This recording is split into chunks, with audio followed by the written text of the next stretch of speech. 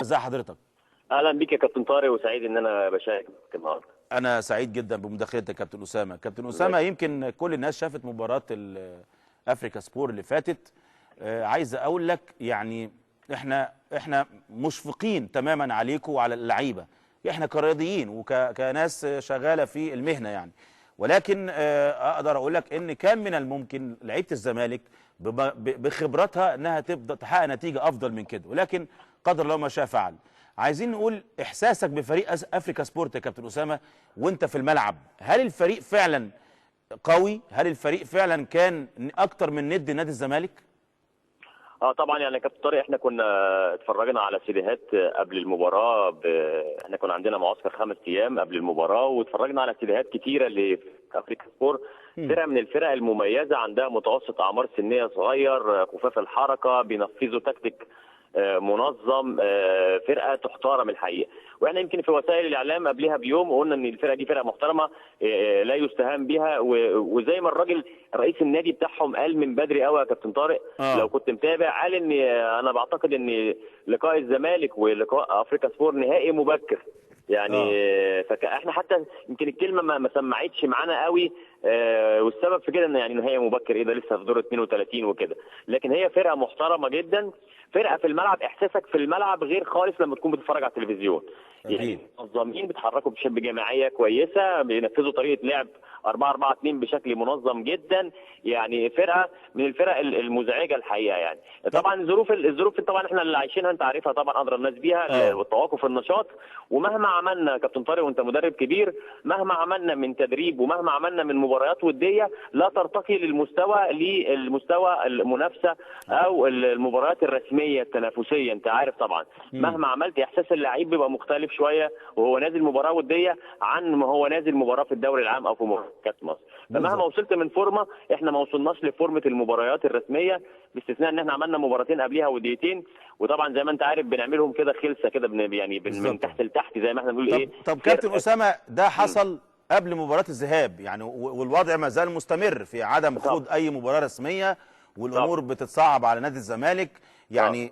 المباراه اللي قادمه هي خلاص، اللي فاتت خلاص احنا كسبنا وربنا وفق في هدف كان ممكن يبقى افضل ما علينا. لكن المباراه اللي جايه يعني انتوا شايفينها ازاي وبتستعدوا لها ازاي، وهتعملوا ايه الفتره اللي جايه دي يا كابتن اسامه؟ انا ما اخفيش عليك، يعني المباراه من المباريات الصعبه، وانت عارف المباريات الافريقيه بتبقى عامله ازاي. اولا افريكا سبور اسم كبير قوي في القاره الافريقيه، ومشارك دايم في البطولات الافريقيه. مباراه صعبه في ظل الظروف اللي احنا بنمر بيها، لكن انت لو عايز، انت لازم، انت برضو اسم كبير يعني. نادي الزمالك مش اسم صغير، احنا اسم كبير.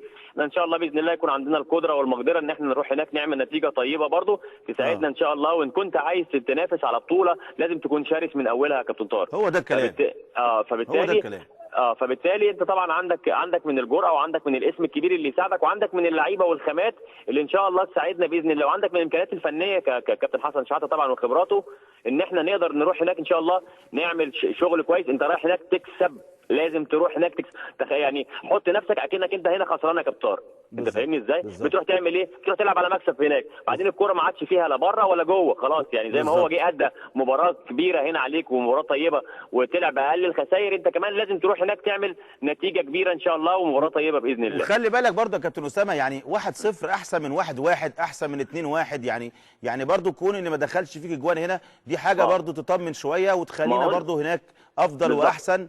وفي قول لي بقى على الجانب الاخر، يعني في اصابات في الفرقه، سمعنا ان عمرو زكي اصيب، احمد حسام ميدو ما زال مصاب، ايضا في حازم امام.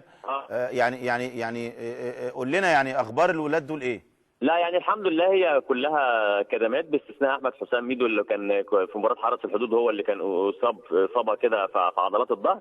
لكن بالنسبه لعضلاتي كانت كدمه، وانت عارف الكدمه لما بنقعد شويه بتبرد، وانت عارف احنا قعدنا بين الشوطين كتير، فطبعا حس بيها عمرو زكي. برضه نفس الشيء حازم امام، كدمه بسيطه ان شاء الله. عارف عندنا لسه برضه 10 ايام، اعتقد ان هي فتره كافيه جدا للدخول معانا ان شاء الله في فورمه الفورمه الفنيه باذن الله قبل المباراه يعني ان شاء الله. ان شاء الله. قول لي اخبار عبد الواحد السيد يا كابتن اسامه، يعني سمعنا ان في بعض الاتصالات من جانب مجلس اداره نادي الزمالك، وطبعا موسطين تقريبا دكتور عبد الله جورج في تجديد التعاقد مع عبد الواحد. هل الكلام ده حصل ولا لسه؟ انت عارف طبعا عبد الواحد اسم كبير في نادي الزمالك وليه تاريخ كبير مع نادي الزمالك كابتن طارق، واسم طبعا الحارس الاول في نادي الزمالك. هم طبعا بالفعل اتكلموا مع عبد الواحد، لكن انت عارف الظروف اللي احنا بنعيشها كلها يعني الظروف لا ترتقي المستوى الحديث. يعني ان انت النهارده الظروف اللي بيمر بيها البلد والحاله اللي احنا بنمر بيها كلها، لكن طبعا عبد الواحد هيتم التجديد ليه في اقرب فرصه ممكنه. وطبعا المتخصص التعاقدات طبعا الدكتور عبد الله جورج هو المنوط طبعا بان هو يتكلم مع عبد الواحد من خلال الفتره اللي جايه. انت عارف بس الفتره اللي جايه عندنا مباراه صعبه زي ما قلت لك، بتعتبر بالنسبه لنا عنق زجاجه. لو ان شاء الله تخطينا الدور ده باذن الله نادي الزمالك هيمشي مشوار كبير ان شاء الله في البطوله الافريقيه ان شاء الله. هو دائما وابدا على فكره كابتن اسامه كوت ديفوار هي محطه البطوله. لو تفتكر كل البطولات بتاعت نادي الزمالك انت سواء اسك او افريكا سبورت لما بتعدي من الناديين دول بتوصل للنهائي مباشره يعني. بالظبط، خصوصا ان السنه دي كمان يا كابتن طارق زي ما انت عارف القرعه تكاد تكون مرهقه في ظل الظروف اللي احنا بنعيشها. بالزبط. يعني ممكن في ظروف ثانيه كانت تبقى الامور عاديه شويه، لكن في ظل الظروف اللي احنا بنعيشها لما تبدا بفريق من تنزانيا اسم كبير يانج افريكانز برضو مشارك من زمان، وبعدين افريكا سبور، وبعدين لو ربنا كرم ان شاء الله المغرب الفاسي. يعني ربنا عارف انت المشوار بيبقى صعب، لكن زي ما قلت لك البطل لازم يكون اجريسيف، يعني لازم يكون عنده بالزبط. نوع من انواع الطموح، ولازم يكون عنده النزعه دي من بدايه اللقاء، حتى لو هتلعب نهائي مبكر زي ما بيقولوا. يعني دي نقطه مهمه جدا يا كابتن اسامه، الاصرار على الفوز سواء خارج الملعب او داخل الملعب نقطه مهمه، وارجو انها توصل للاعبي نادي الزمالك.